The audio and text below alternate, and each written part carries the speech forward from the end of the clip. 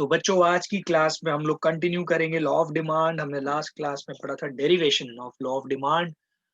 इस क्लास में हम लोग आगे कंटिन्यू करेंगे इसको by reasons for law of demand. मतलब लॉ ऑफ डिमांड जो क्या कहते हैं ऑपरेट करता है कि मतलब कंज्यूमर रीजन है इसका कि मतलब ऐसा आपको मैंने ये तो बता दिया लॉ ऑफ डिमांड में कि प्राइस घटेगा तो क्या कहते हैं कंज्यूमर ज्यादा बाय करेगा, बट इसका रीजन ऐसी कौन-कौन से फैक्टर्स है जिनकी वजह से ऐसा होता है कि कंज्यूमर कम प्राइस पे ज़्यादा खरीदता है, ज़्यादा प्राइस पे कम डिमांड करता है। कौन-कौन से रीज़न्स है आइए जानते हैं वन बाय वन।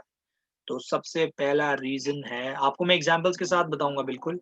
सबसे पहला रीज़न है law of diminishing diminishing marginal utility. ठीक है, मैं इसको लिख देता हूँ फिर आपको पूरा समझाऊँगा अभी।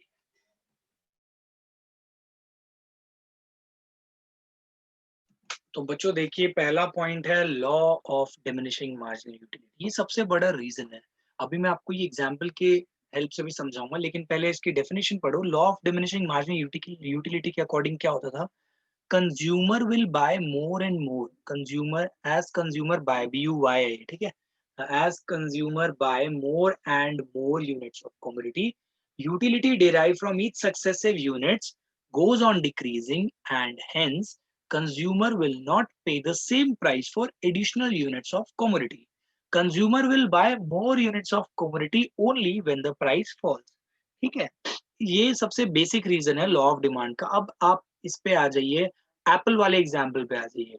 ठीक है, मेरा कहने का यहाँ पे मतलब ये है कि अगर आप स्टार्टिंग का एप्पल जो खाते हो उससे आपको यूटिलिटी जो मिलती है मान लो 20 की मिलती है, नेक्स्ट वाले एप्पल में मे बी थोड़ी सी कम हो जाएगी ऑफ कोर्स, मान लो कि मिल रही है 19, थर्ड एप्पल में मान लो 15 हो गई, फिर क्या कहते हैं फोर्थ एप्पल में मान लो क्या कहते हैं आपकी 10 हो गई, फिफ्थ एप्पल में मान लो 5 हो गई, सिक्स्थ एप्पल में आपकी मान लो यूटिलिटी हो गई 1।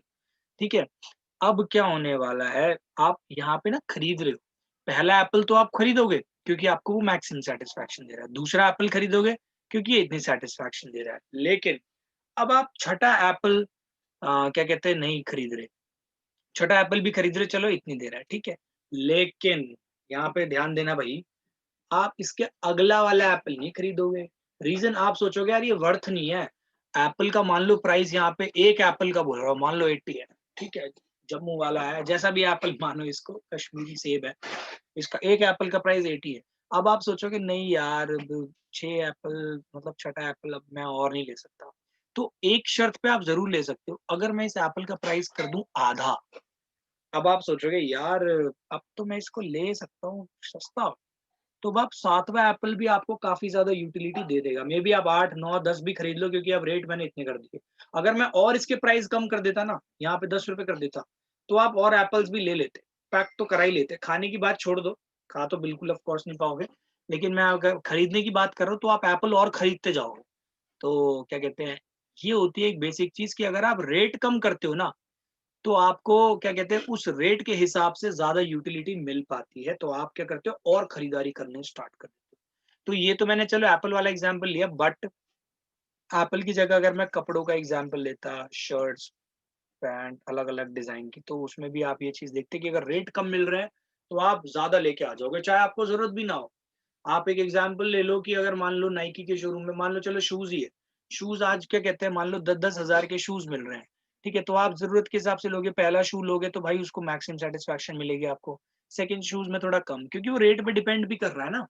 अब मान लो कि एक दिन लगी सेल, अब आपने क्या कहते हैं 1000 रुपए के जूते दे रहा है, तो भाई साहब आप पता क्या करोगे, 20 जूते उठा के ले आओगे, चाहे पहनो ना पहनो, आप कहोगे यार 1000 की सेल फिर कब लगेगी, इतना प्राइस ड्रॉप हो गया, तो आप जहां सिर्फ एक या दो जूते खरीदने जा रहे थे, अब आप 20 जूते लेके आ जाओगे। तो आप देख रहे हो कि law of diminishing marginal utility यहाँ पे कैसे काम में आ रही है, कि आपकी क्या कहते हैं एक्चुअल में जब आप नॉर्मली खरीदते ना ये शूज, पहले एक खरीदते, दूसरा तीसरा चौथा, फिर आपका मन कम होता रहता क्योंकि प्राइस तो भाई उतना ही है, आपकी यूज इतना नहीं हो रहा, लेकिन अगर प्राइस ड्रॉप हुआ तो देखो आप 1 2 3 4 5 6 7 8 9 10 आप खरीदते जाओगे, 20 तक खरीद लोगे, और भी ज्यादा खरीद सकते हो जब तक पैसे खत्म नहीं हो जाते। तो आपकी एक तरह से लिमिट बढ़ गई यहाँ पे। ठीक है, तो बेसिक तो कॉन्सेप्ट यही है आपका कि क्या कहते हैं जो क्या कहते हैं यूटिलिटी डिराइव होती है ना हर सक्सेसिव से, वो कम होती है, लेकिन कंज्यूमर उसको तभी खरीदेगा जब क्या कहते हैं उसका यूनिट क्या कहते हैं कमोडिटी का यूनिट का जो प्राइस है ना वो आपका कम हो जाएगा, तो वो क्या करेगा, ज़्यादा खरीदेगा। अगर वाइस वर्सा उल्टा मान ले, वाइस वर्सा नहीं कह रहा मैं, इसको कह रहा हूँ कि उल्टा मान लो कि अगर प्राइस राइज़ कर जाता है, तो वो थोड़ा कम खरीदेगा क्योंकि उसको अब प्राइस राइज़ कर गया ना, तो अब उसको जितनी यूटिलिटी पहले वाले से मिल रही थी ना, अब उतनी नहीं मिलेगी, कम मिलेगी क्योंकि पहला खरीदने में ही उसकी वाट लग रही है क्योंकि पहला ही बहुत महँगा हो गया, फर्स्ट आइटम। तो अब वो और कम खरीदेगा जितना पहले खरीद रहा था। That's it, this is the first one. अब देखिए नेक्स्ट पॉइंट है सब्स्टिट्यूशन इफेक्ट। सब्स्टिट्यूशन इफेक्ट का मतलब समझो। इसका मतलब ये है कि आप एक कमोडिटी को छोड़ के उसी के सब्स्टिट्यूट को खरीद रहे हो अगर जो पहली कमोडिटी मैंने बोली ना जिसको खरीद रहे हो आप दूसरे के रिस्पेक्ट में, तो अगर वो चीप हो जाए मतलब substituting one commodity in place of other when it becomes relatively cheaper. मान लो दो क्वांटिटी है, that is A and this is B, दो प्रोडक्ट्स है। तो अगर आप क्या कहते हो मान लो ए का प्राइस जो है ना वो फॉल हो गया, ठीक है, ये कम हो गया, ये दोनों सब्स्टिट्यूट सब्स्टिट्यूट है एक दूसरे के। तो अगर इसका प्राइस फॉल हो गया ना, अब आप ए को छोड़ के किसको खरीदने लग जाओगे, बी को खरीदने लग जाओगे, तो इसको बोलते हैं सब्स्टिट्यूशन इफेक्ट बोला जाता है इसको। ठीक है, तो इस ये रीजन क्यों है ये समझो। यहाँ पे मैं एग्जांपल दे रहा हूँ पेप्सी एंड कोका कोला का। मान लो यहाँ पे ये Pepsi and this is Coca Cola. ठीक है, अब यहाँ पे आप मान के चलो कि क्या कहते हैं पेप्सी की प्राइस हो गए फॉल, लेकिन इसके नहीं हुए भाई, इसमें नो चेंज। तो अब क्या होगा, अब देखो अब क्या होएगा, पेप्सी लोग ज्यादा लेने लगेंगे ऑफ कोर्स। जो लोग कोका कोला खरीद रहे थे ना, अब वो किसकी तरफ डेविएट होने लगेंगे, पेप्सी की तरफ। मान लो क्योंकि थोड़ा ज्यादा चेंज हो गया प्राइस में। ऑल दो यहाँ पे मैं एक अजम्पशन लेके भी चल रहा हूँ, जिनको कोल्ड ड्रिंक का कोक का ही स्वाद है वो कोक ही खरीदेंगे। बट काफी लोग ऐसे होंगे जो मान लो कि मेहमानों के लिए लेके जाते हैं वॉट एवर रीजन, वो अब कोक से शिफ्ट होके होने लग जाएंगे पेप्सी पे। तो पेप्सी लोग क्या करने लगेंगे, ज्यादा सब्स्टिट्यूट होएगी पेप्सी किसके सब्स्टिट्यूशन में, कोक के। मतलब कोक नहीं लेंगे, कोक कम खरीदेंगे, पेप्सी को ज्यादा खरीदने लगेंगे। और जब प्राइस कम होंगे ना, जो पहले से पेप्सी पे थे यार वो तो और भी थोड़ा इनटेक बढ़ा लेंगे। तो ओवरऑल क्या होएगा, इस सब्स्टिट्यूशन इफेक्ट की वजह से। लेकिन इसमें एक चीज ध्यान रखना, सब्स्टिट्यूशन इफेक्ट में ये अजम्पशन है कि जो ये है ना substitute price of given commodity with no change in price of it substitute, यहाँ पे सब्स्टिट्यूट के प्राइस में चेंज नहीं है बेटा। अगर ये चेंज आ गया ना, ये भी लो कर दिया इन्होंने इसके बराबर, तो यार कोई चेंज नहीं आएगा। अभी भी लोग ये जो पी रहे थे वो भी यही, ऑफकोर्स थोड़े दोनों में ही बढ़ जाएंगे लोग कम प्राइस होने की वजह से। तो एक सब्स्टिट्यूशन इफेक्ट भी होता है कि अगर एक सब्स्टिट्यूट का प्राइस सेम है बट दूसरे का कम हो गया, तो लोग उसकी तरफ अट्रैक्ट होने लगेंगे, उसको और ज्यादा डिमांड में लेके। तो दैट्स इट। तो देखिए नेक्स्ट जो है आपका है इनकम इफेक्ट। तो देखो इनकम इफेक्ट पहले ना आपको एक चीज समझाता हूँ मैं। एक जो रेगुलर इनकम होती है एक वो होता है, एक नॉर्मल इनकम शब्द है, और दूसरा है रियल इनकम। देखो असली जो मैटर करता है ना बेटा वो रियल इनकम है। मैं आपको इसका डिफरेंस बता देता हूँ। मान लो यूएसए में अगर किसी की सैलरी है ना, अगर आप उसको इंडियन टर्म्स में कन्वर्ट करोगे, तो मान लो अगर वो बनती है 7 लाख, ठीक है, एक मंथ की। मैं जस्ट एग्जांपल ले रहा हूँ यहाँ पे। तो 1 2 3 4 यानी कि 7 लाख का मतलब पता है कितना हो गया। अभी मान लो मैं कंसिडर कर रहा हूँ कि $1 इज इक्वल्स टू 70 रुपीज। तो इस हिसाब से ये जो ये है ना क्या कहते हैं आपका 7 लाख, ये $10,000 होता है वहां पे, $10,000, ठीक है। अब ये तो एक इनकम होगी, लेकिन यहाँ पे भी एक बंदा है जो क्या कहते हैं इंडिया में, ये आ गया एक यूएसए का केस, और यहाँ पे भी एक बंदा है मान लो इंडिया के अंदर, वो भी कमा रहा है कितना, 7 लाख। तो आपको मैं एक बात बता देता हूँ कि एक $10,000, अब लोग क्या सोचेंगे कि अच्छा यार ये तो $10,000 यूएसए में कमा रहा है और यहाँ पे एक इंडिया में 7 लाख कमा रहा है, तो आप सोचोगे अच्छा दोनों बराबर ही है, ठीक है। बट ऐसा नहीं है, ये रियल इनकम कम है। रीजन, क्योंकि बेटा यूएस में आप सोच रहे हो ना कि $10,000 इज इनफ, तो दैट इज रॉन्ग। वहां पे जो है चीजें काफी ज्यादा महंगी हैं, इस बात को समझना। आप जितनी चीज $10,000 में ले पाओगे ना यूएसए में, उससे क्या कहते हैं काफी ज्यादा चीजें यहाँ पे 7 लाख में मिल जाएंगी आपको। तो अगर हम देखा जाए, इनकम तो दोनों की सेम है, 7 लाख यहाँ पे भी सेम है, 7 लाख यहाँ पे भी सेम है, बट रियल इनकम ये वाली ज्यादा है। वाई? क्योंकि यहाँ पे कंज्यूमर ज्यादा परचेज कर सकता है ऑफ द सेम क्वांटिटी, लेकिन यहाँ पे नहीं। तो मेन इंपॉर्टेंट फैक्टर क्या होता है? Real income. तो इसको बोलते हैं हम रियल इनकम। तो ध्यान रखना, रियल इनकम जो है ना वो चेंज होती रहती है। और वो कैसे चेंज होती है? अगर किसी चीज का प्राइस फॉल हो गया, गिर गया, तो कंज्यूमर की रियल इनकम बढ़ गई। क्यों? क्योंकि अब वो उस कमोडिटी को और ज्यादा खरीद सकता है जितना पहले खरीद सकता था। तो रियल इनकम क्या हो जाती है? इंक्रीज। अगर प्राइस हो जाता है कमोडिटी का डिक्रीज। ठीक है, तो इसी चीज को यहाँ पे मैंने समझाने की कोशिश की है। यहाँ पे क्या लिखा है? It refers to effect on demand when real income of consumer changes. क्यों? अभी आपको बताया मैंने, रियल इनकम क्यों चेंज होती है? Due to change in price of the given commodity. ठीक है, तो होता क्या है एक्चुअली? व्हेन प्राइस फॉल्स, जैसी प्राइस फॉल हो जाता है, परचेजिंग पावर यानी कि रियल इनकम कंज्यूमर की इंक्रीज हो जाती है और वो ज्यादा खरीद सकता है। Simple as that. तो इसीलिए प्राइस कम होने पे डिमांड ज्यादा बढ़ जाती है। इसका मैं फिर से एक एग्जांपल ले लेता हूँ आपके सामने। मान लो एक लड़का है, उसकी पॉकेट मनी है 100, एंड उसका जो खर्चा होता है ना 100 रुपीज का, मान लो कि क्या कहते हैं वो, क्या कहते हैं, जूस नहीं, चलो कोल्ड ड्रिंक पीने में वेस्ट कर देता है पैसे। ठीक है, तो अभी वो डेली क्या कहते हैं, कोल्ड ड्रिंक या लेमन सोडा या जो भी है वो खर्च करता है। अभी वो जो आती है ना वो 50 रुपीज की आती है। तो क्या करता है वो, 50 रुपीज की एक आती है और उसको डेली की पॉकेट मनी कितनी होती है भाई? 100 रुपीज। ज्यादा हो गया वैसे डेली के बच्चे के लिए, तो 100 रुपीज हो गया।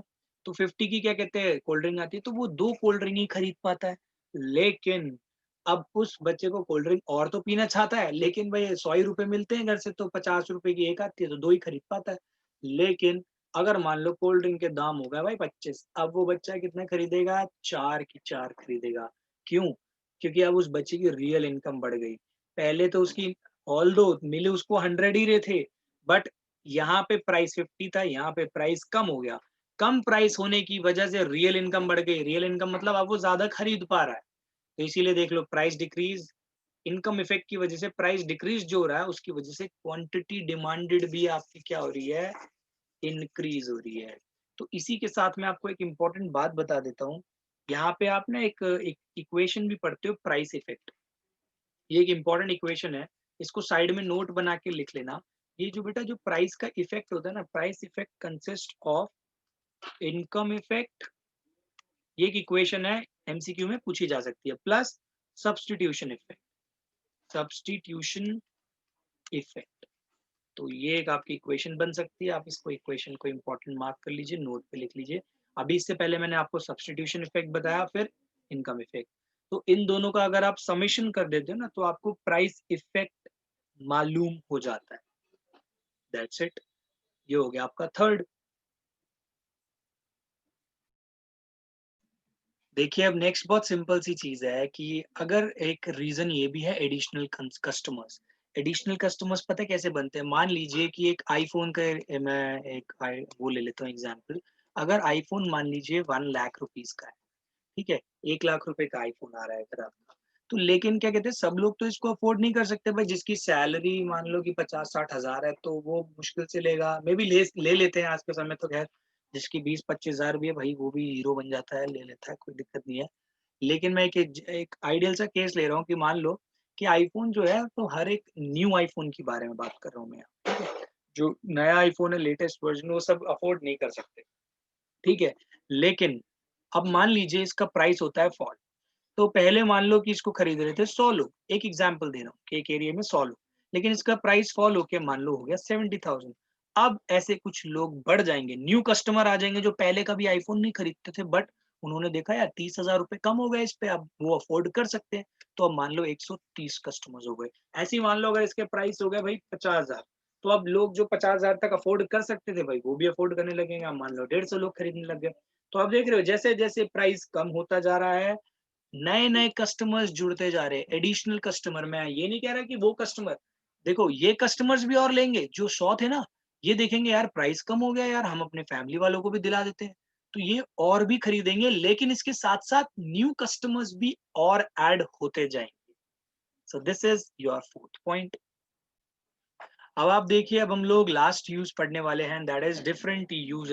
लास्ट यूज कह रहा हूँ, सॉरी, लास्ट पॉइंट पढ़ने वाले हैं। इसका मतलब ये है इस पॉइंट का डिफरेंट यूजेस। अब आप एक बात बहुत अच्छे से समझिए, काफ़ी कमोडिटीज़ ऐसी होती हैं जिनके मल्टीपल यूजेस होते हैं, काफ़ी सारे यूजेस होते हैं। एग्ज़ाम्पल मान लो मिल्क है, दही भी जमा सकते हो, मिल्क पी भी सकते हैं, आइसक्रीम भी बना सकते हैं घर में, काफ़ी सारे यूजेस होते हैं।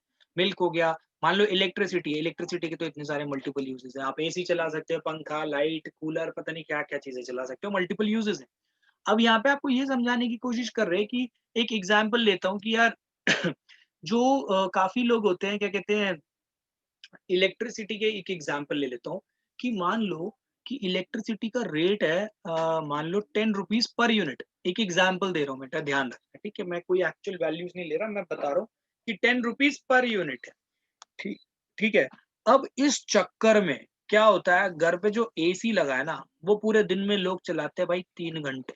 दोपहर में जो 3 घंटे है भाई, हम तो सिर्फ इतनी ही देर चलाएंगे, ठीक है? लेकिन सिर्फ एसी हो गया 3 घंटे चलाना तो और क्या कहते हैं, बेसिक चीजें क्या क्या हो गई हैं, बेसिक चीजें,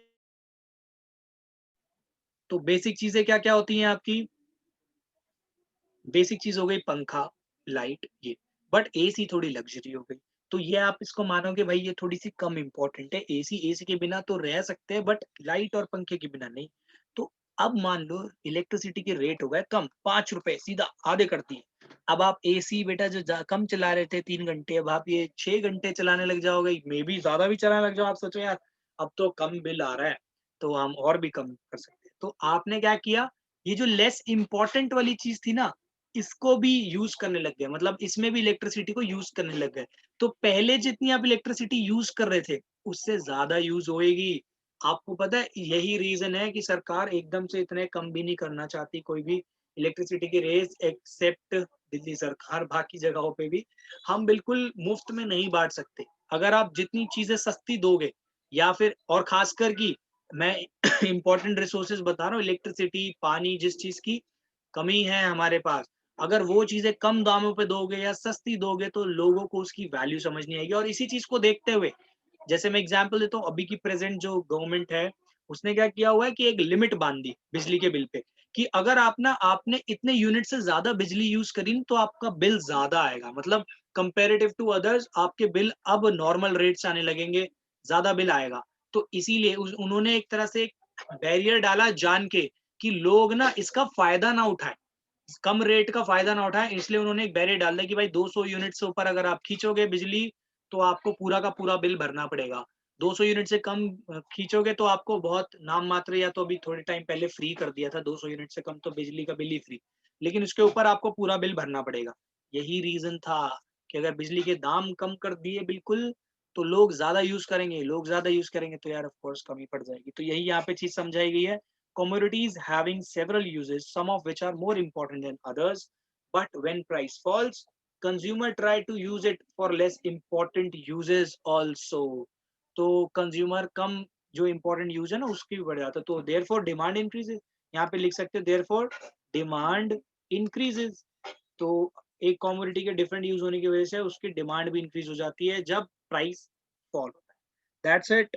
आपके ये 5 डिफरेंट रीजन थे लॉ ऑफ डिमांड के। तो बच्चों आज की क्लास में सिर्फ इतना ही। आई होप आपको समझ में आया। अगर आपको ये सब समझ में आया please share it with your friends, hit the like button, also hit the bell icon so that you can get the notification first. अगर आप चैनल पे नए हो तो प्लीज हमारे चैनल को सब्सक्राइब करो। You can also follow us on Facebook and Instagram just by typing yogic classes in the search box. And मिलते हैं नेक्स्ट क्लास में, तब तक के लिए thanks for watching yogic classes.